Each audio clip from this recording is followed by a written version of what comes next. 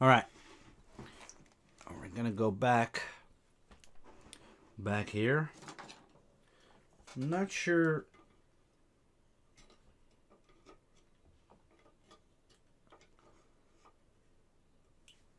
There we go.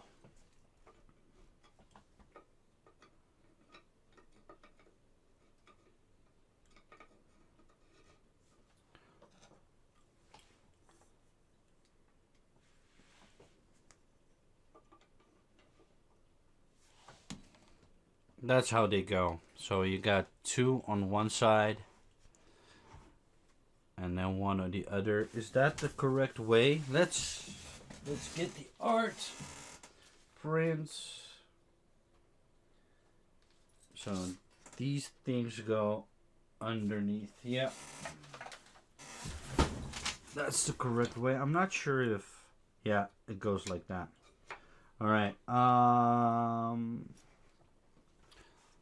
There's no other way to kind of go about that, so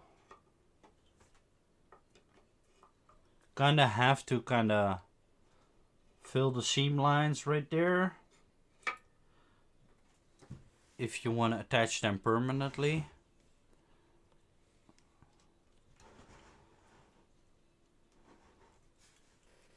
The back spines that the alien queen has. Let me try and get. Alright. Without the key, these are 18 centimeters. So you guys have to kind of convert that into the United States system. 18 centimeters. That's pretty big. Not gonna lie. The alien queen in its entirety. Kind of. That's not even the predator. 40 centimeters easily. 40 centimeters. So if we take like the head crest, like that, that's 40.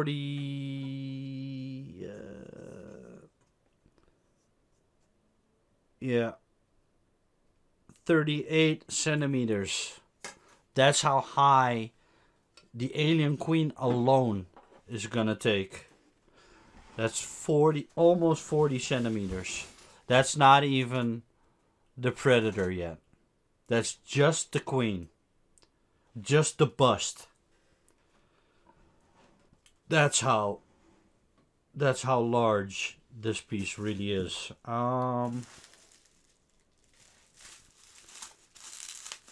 This might be the leg, the predator leg. That seems really big for a leg, but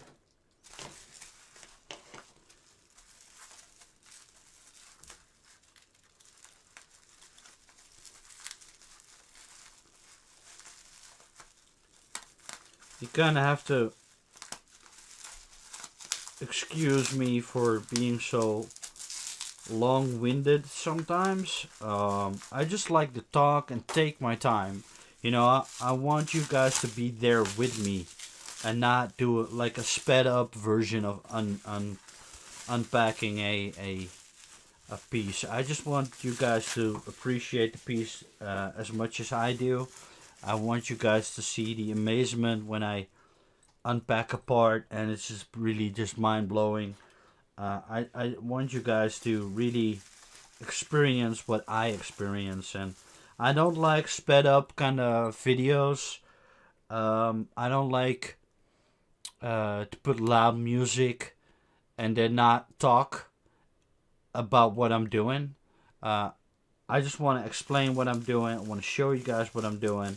I know that the average attention span of people on YouTube is probably 9 seconds. But I'm not going to cater to that.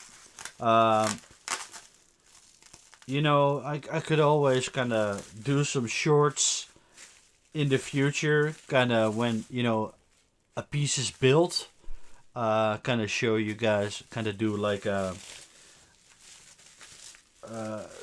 a rotation kind of video to show you guys what the piece really looks like and make it a short video.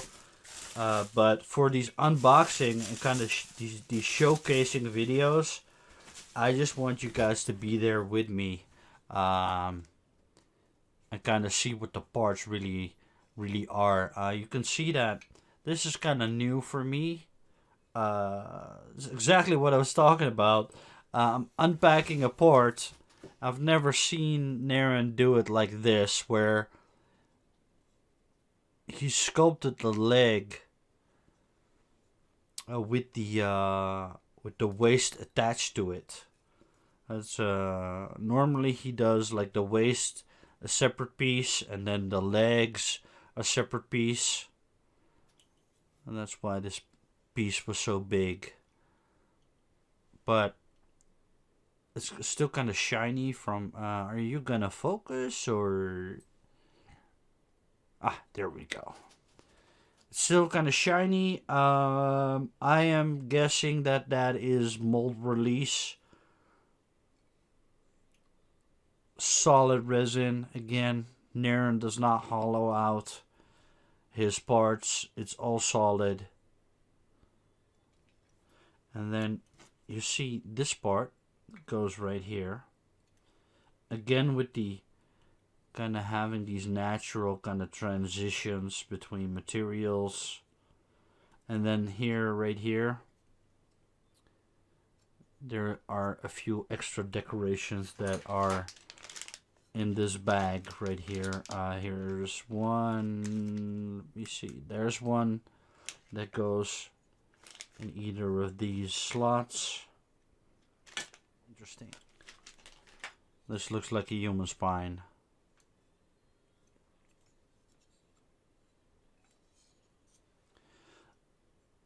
Again with the aggressive kind of feral looking legs that Narin is known for, just making that skin texture so much more interesting, giving him kind of like these horns, or these kind of displaying like an age kind of thing. The older they get, the more of these bumps they get. Like gives something extra to the skin detail. And then his armor is like, if you look at that, that looks like a piece of bone that is attached by metal pins to yet another layer of armor. And then here, bone. It looks like bone, at least. You could go with metal. It's kind of what you prefer, really.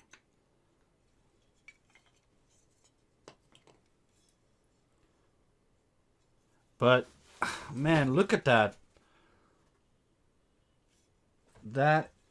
This leg alone with the waist attached to it is at the highest point 22 centimeters. That's just the leg. And that goes right here, so we're gonna have to be careful. And that slots right here. This goes right here. Right there. And then this slots right into here. And you kind of have to kind of wiggle it around so that you're going to make sure that this armor piece is kind of hiding the seam line. Let me try something else. So that is how it's supposed to look. So I guess I'll have to kind of play around with it. Oh, there we go. So these... Holy crap. Jesus Christ.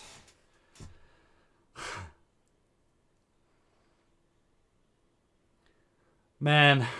Holy crap.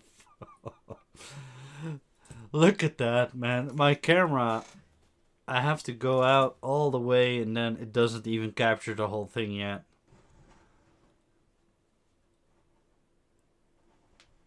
Man,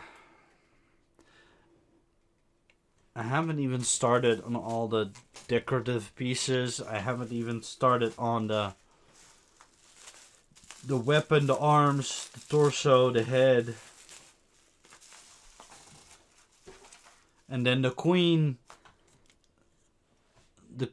has her arm trying to grab the predator like that. Holy man.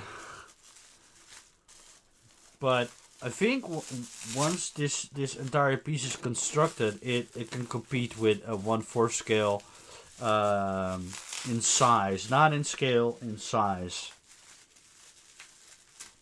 And then also you gotta remember when you buy a Narin piece, here's the thing about Narin pieces is that you're buying something unique.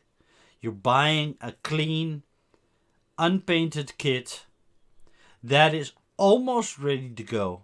Everybody who's done a little bit of work in the resin hobby can do all of the prep work that needs to be done on a kit like this. And then you can even go without kind of filling the seam lines if you wish.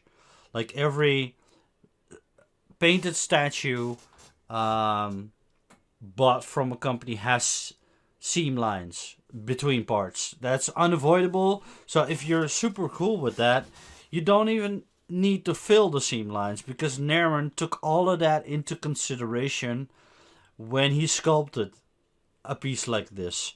All of the seam lines are almost natural transitions between different parts of fabric. You will never ever sculpt like a leg and then have it cut in half and then you'll have a natural kind of seam line. You're always gonna have like the leg, then a piece of fabric or a different material, which kind of makes that seam line look like a natural kind of part of the sculpt. So if you're not into kind of filling seam lines, you can easily get away with that. Just make sure that you pin it and you magnetize it if needed. But the thing I was trying to say with Narin pieces is that you get something really unique. You get something that a company will never sell you. You get such an elaborate kind of thing that like a Sideshow or an XM or a Prime 1 Studios will probably never want to get into because it's too elaborate, it's too difficult. There's so much work that goes into these kits. There's no way that they could make this affordable if this came pre-painted. Right? And XM Studios did like 2 Narin pieces, pre-painted Narin pieces that Narin sculpted for them. And the shipping was so complicated that there was the whole distribution kind of problem where they would sell the alien piece that Narin sculpted for them. They wouldn't want to sell that outside of outside of Asia, basically. And then they had to come up with an alternative way to kind of ship it to the United States or produce it in the United States. I'm not sure about that, but there was a lot of problems with the distribution of these pieces because they were so elaborate and they were expensive. And those were 2 kind of unique sculpts that you will never see any other company do. All the other companies are doing predators that are based on existing kind of material, kind of like the Prime 1 stuff. Excellent sculpts, by the way, nothing wrong with it, but it's generic. It's a museum pose. It's based on existing material. The AVP line that they're coming out with are based on the movie characters. The P1 and the P2 based on movie characters. They're museum poses. There's nothing really unique about them. We've seen those characters so many times before. And then they came up with like a Shogun or like a something Goku kind of Predator, which was based on a Predator from the comics. So they keep kind of coming up with Predators that already have like a source material, and Narin does also has that. He, for example, he did the P1, the Predator from the first movie. He did the AVP Predators. He did the Berserker Predator from the Predators movie. He did Wolf. He did the Pred Alien. But alongside those pieces, he also did concept Predators, which basically means that these do not come from existing material. He came up with the concepts himself and then sculpted it. So when you buy a Narin piece, you buy it unpainted, you buy something very unique, and then by painting it yourself or having it painted by somebody else, you get a one of a kind statue. Other people might have the same statue, but it's not painted like yours, which makes it like one of a kind piece. And that is the thing with Narin pieces, is that you can go all out on the painting. You can do a lot of plussing, which means that you can add fabrics to them. You can mixed media. You can add chains to them. You can give them extra weapons, all that kind of stuff. You can kind of play around with everything, and that's something you don't see being done in like a pre-painted factory produced statue from a company. Which I think it's a shame that these companies don't approach Narin more often to kind of sculpt these predators for them, or even aliens. But yeah, like Narin is such a talented and unique kind of artist. I think we can safely say that we should be blessed by him making the decision to sell these to us, because he could have easily become a sculptor at one of these companies, and we would never get these unique kind of sculpts. So this Predator is big. I thought that he would be kind of the size of Hellbreed, but I think he's bigger. I think this might be more in line with his recent sculpts, where he kind of went for the bigger kind of Predator. Let me do a comparison right away. Hang on.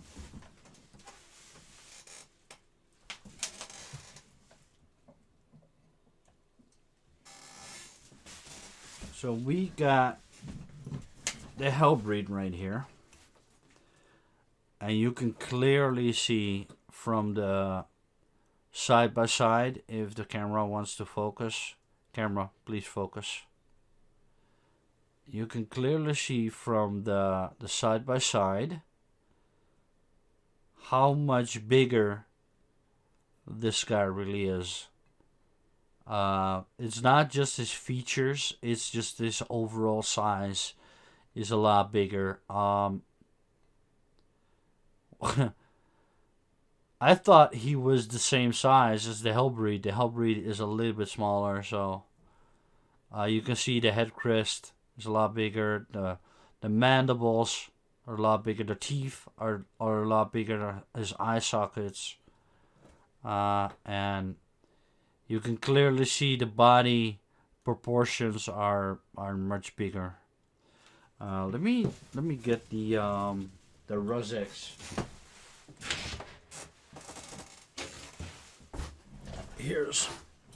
Here's a guy that we haven't seen in a little bit.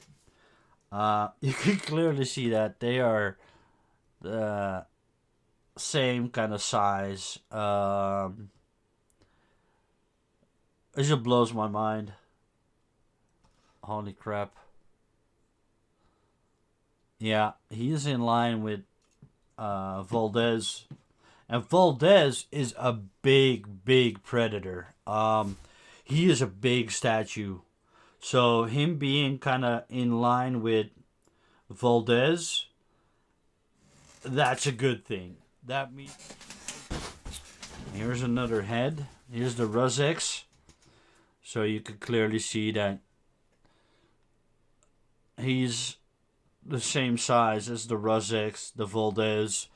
Also the Savage Revagon, same size.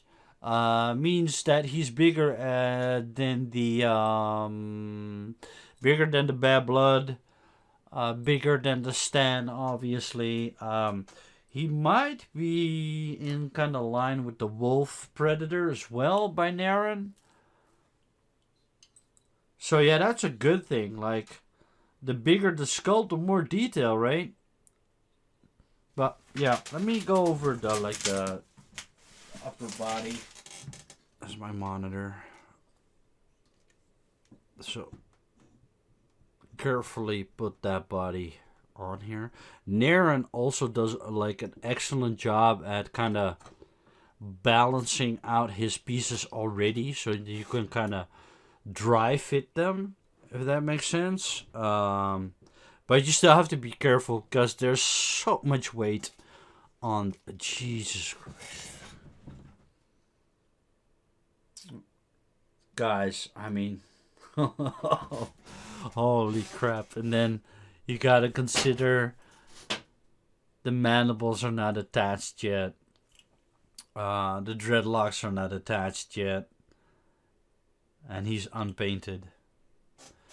Holy crap. I need a bigger measuring thing, like, holy crap. Man. Good job, Narin. Holy crap. I mean, that's why I want you guys here with me. What the hell? Oh. I think this is the back part of the alien queen. There we go. Yeah, that goes one way. Oh, wow. That's like her final spine thing, I guess. Another piece I have to kind of consider drilling, gluing, and then making sure that that is seam lined or filled up, and then sand it down.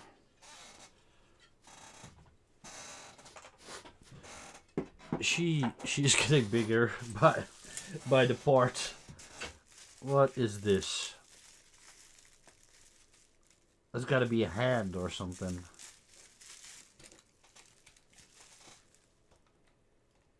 So we still have a couple of pieces left. We have two very long pieces. One is the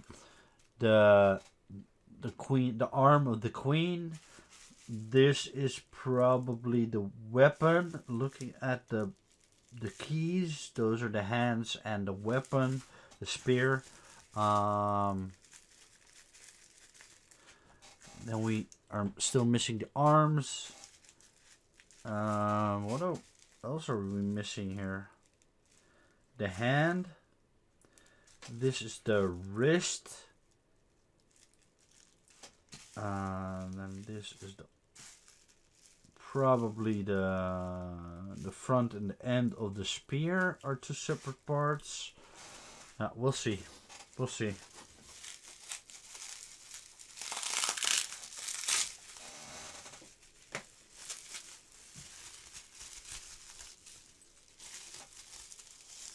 Oh, what the hell is that?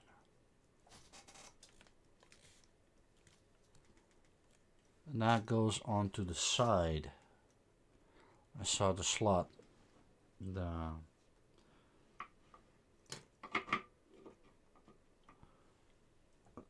Oh! There, that is the answer to that. So my friend and I were my friend from New York. Hi, by the way. Hope you're kind of watching this.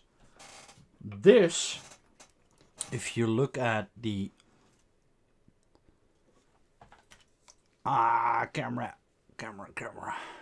If you look at this shoulder right here, it's got this spike coming out.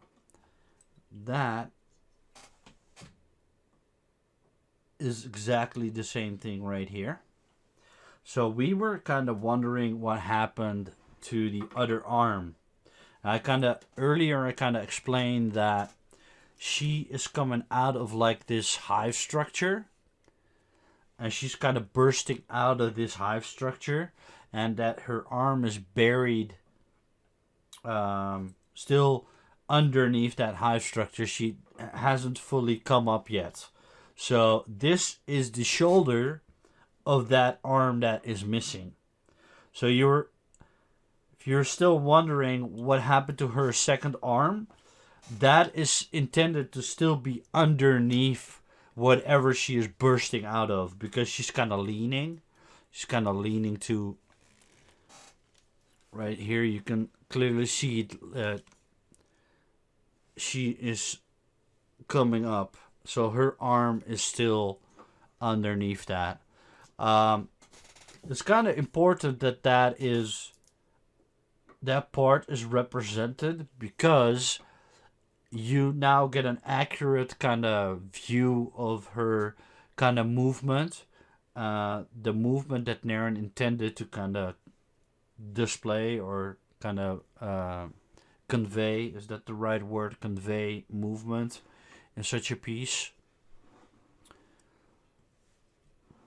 But Jesus Christ, man.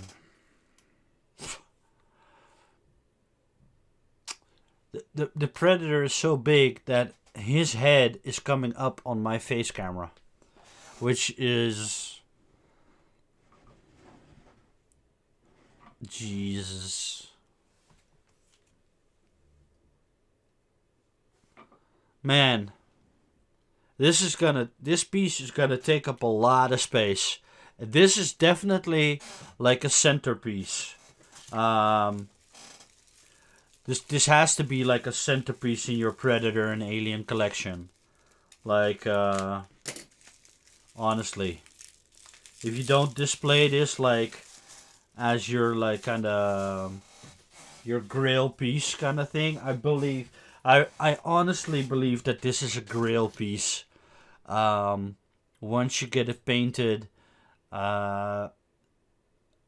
when I start painting a statue like this, I just really want to take my time. I am in no rush whatsoever, because I want to do it justice. I don't want to slap on paint just for the sake of having paint on it. I just want to make sure that I have the proper skill, the proper idea in my head on how I want that piece to look. And I have proper practice with certain techniques. But, man, like, if you think that a Valdez or a Ruzex or Savage Revgon is intimidating, that's nothing compared to this piece. This piece is... I'm probably going to be 80 years old before I have the time and the skill, and before I can even start painting this. This is... Holy crap. Man. This is beautiful. This is absolutely beautiful. I wanna kind of. I mean, I'm so surprised that I can dry fit this so well. Obviously, have to be careful with what I do. But it's dry fitting really well.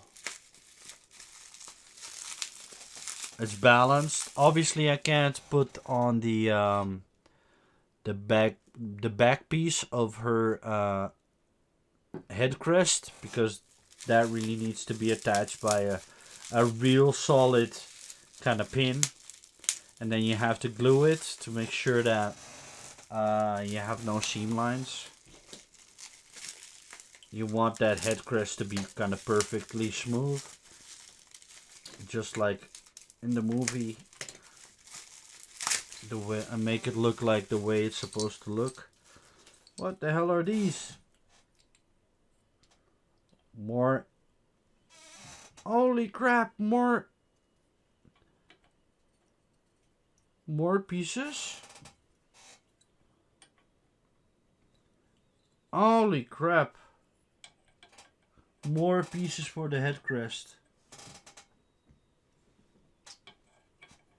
Man, where does that go?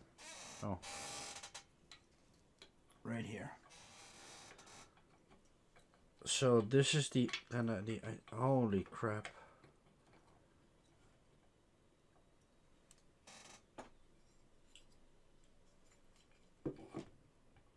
Holy crap.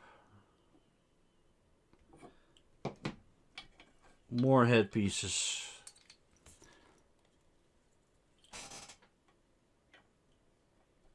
Right, this one goes here, right here. Like that. Holy crap. More pieces, giving it even more depth and more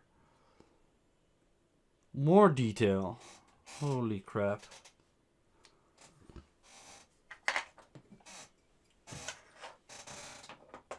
This is gonna be one hell of a project. I think it's gonna be really interesting and challenging as well, but mostly interesting to kind of figure out where to put all the pins, what part to glue,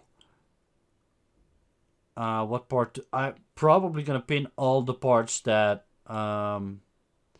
just to make sure that even when you glue them, they're solid. The pin is not only to just make sure that it's secure. It's also when gluing, you just want to make sure that there's like an extra kind of thing holding that thing in place.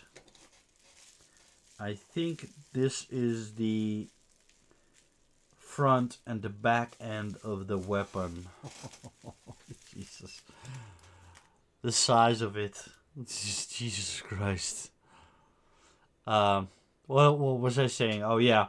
I think I'm happy. I think the weight was worth it. I'm happy I got the piece. Like, holy crap. I'm so happy that Narin decided to re-release the piece. Because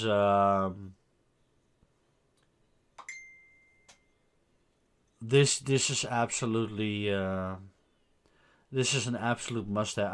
I'm speechless, man. I'm really speechless. Like, holy crap. I knew it was intimidating. I know it's cliche to say that photos don't do it justice, but that is absolutely 100% true.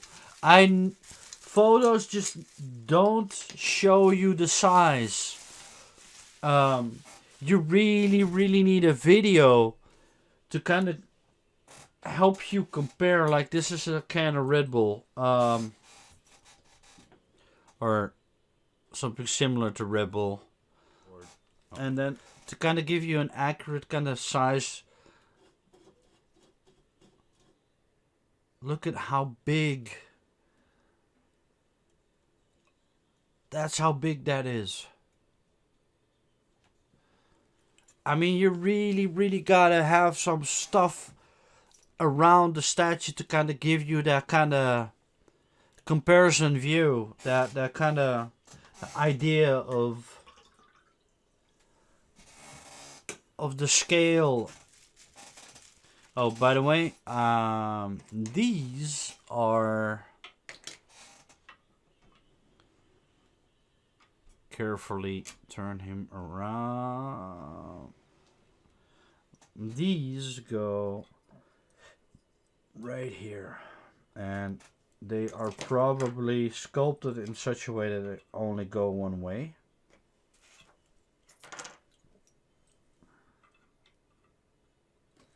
There we go.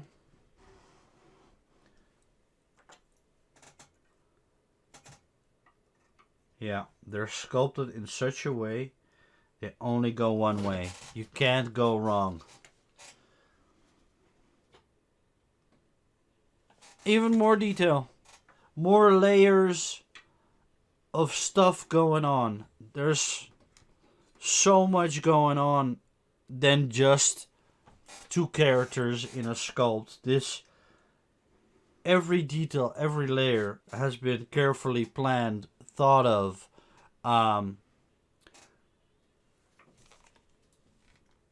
This is not something that Narin did in a tea time kind of sculpt. This was probably weeks, months, maybe longer. I think when you see something like that in a picture, you think like, oh wow, that's cool. But then when you get an unpainted, unassembled kit, then you kind of see like the planning that went into it. Every piece that, oh, we're gonna do this separate, so we have to sculpt it separately or separate it from the sculpt and make sure that there's like a key and a keyhole and then it fits, and like it's not just the sculpt, it's everything else, like how it fits together, where are the seam lines supposed to be, everything. Honestly, guys, if you see these pictures and you think, oh, that's a generic kind of 1/6 scale, forget about that. He is massive. Photos do not show you the kind of size that you're working with. You really have to have it in your hand to kind of see how big it is. I know that's what she said. Narin's predators, no predator looks the same. No predator looks the same. They all have something unique, and they might have similar features, but they're all different. Here is the arm, the other arm.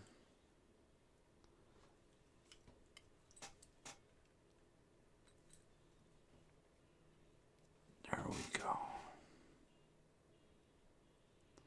I'm probably gonna have to do 3 videos to kind of show you the unboxing, and then do kind of like an overall kind of overview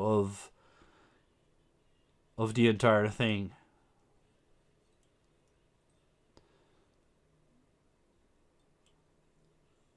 Oh, there are a few little things that I have to clean up. Nothing really big.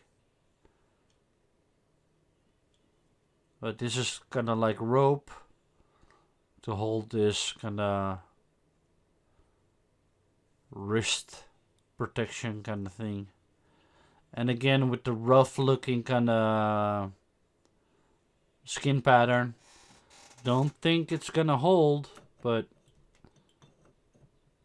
oh Jesus Christ, it's holding. Jesus Christ, man, this guy.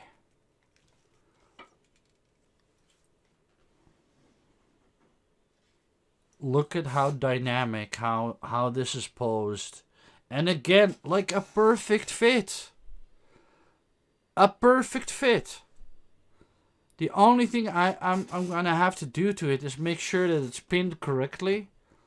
And then there's not even a seam line. Man. Alright, so we have 2 parts left to unpack. This is the alien arm, alien queen arm, and this is the spear. Those are the last 2 parts.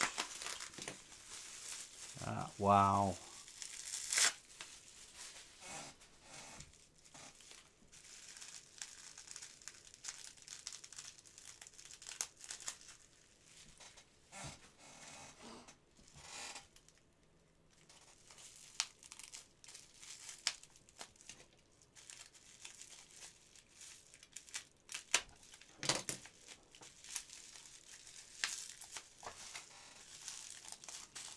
I mean, I don't know if Narin is watching.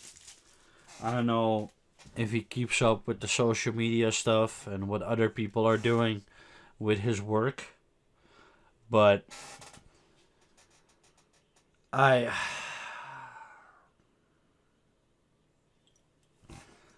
But, you know, Narin, if you're watching, man, just wow. You know, I really hope that Narin is gonna do more of these elaborate kind of pieces in the future.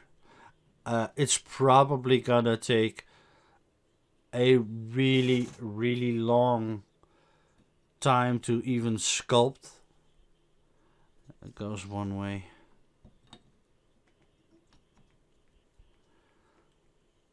It's probably gonna take a lot of time to sculpt something like this. This is going to require some wiggling around, especially if you're gonna kind of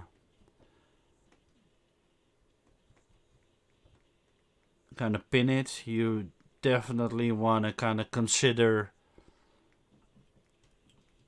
how you're gonna construct this. Holy fuck.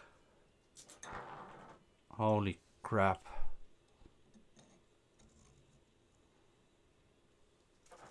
Holy shit. I want to be careful here.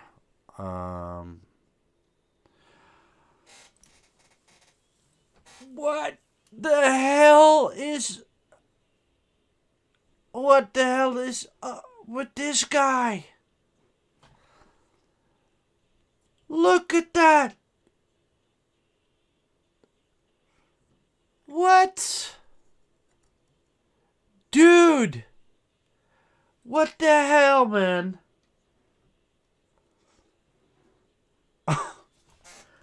Hang on, guys.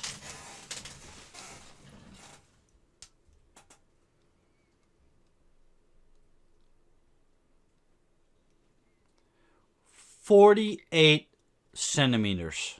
48 centimeters. Are you kidding me? Really? 48?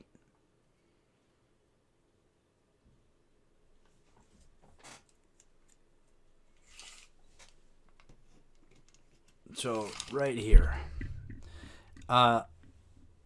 Just consider that the dreads are not attached yet, but they don't add a lot more to the height. There is a mandible. So if we're gonna... This is 50 centimeters exact. 50 centimeters from bottom to top. 50 centimeters. Guys, do the kind of math on that. And I'm super surprised that he's standing on his own. I mean, it's fragile. I don't want to bump my desk, or you don't want to bump the statue or anything like that, but I mean, that's kind of what Narin does with his sculpts. Most of them dry fit pretty well. To kind of give you that way you can kind of, you know, get an idea of what you're working with and stuff like that.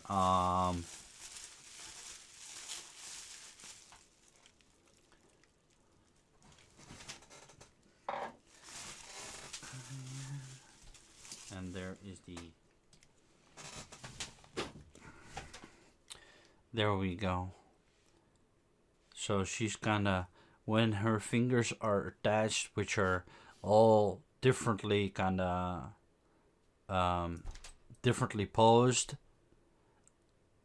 When the fingers are all attached, which are all differently posed, she's kind of giving the illusion of trying to grab him. I'm super surprised that he goes together so well without any sort of magnets yet, any sort of pins. You still want to be careful, of course, but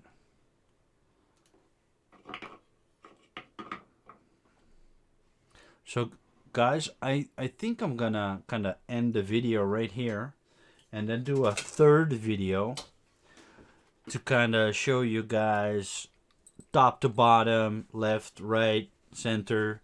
Put it on a Lazy Susan so I can kind of rotate it. I'm already kind of close to 2 hours, so I wanna split the video anyways. But it's a good kind of point to kind of stop this video and do a part 3 to kind of do an overall view of the thing. Maybe readjust my camera so that I can get a better view of it. Is it so massive? Alright, I'll be back in part 3, guys. Enjoy. Hope you enjoyed it as much as I do. I was absolutely blown away. I still am. So, see you guys in part 3.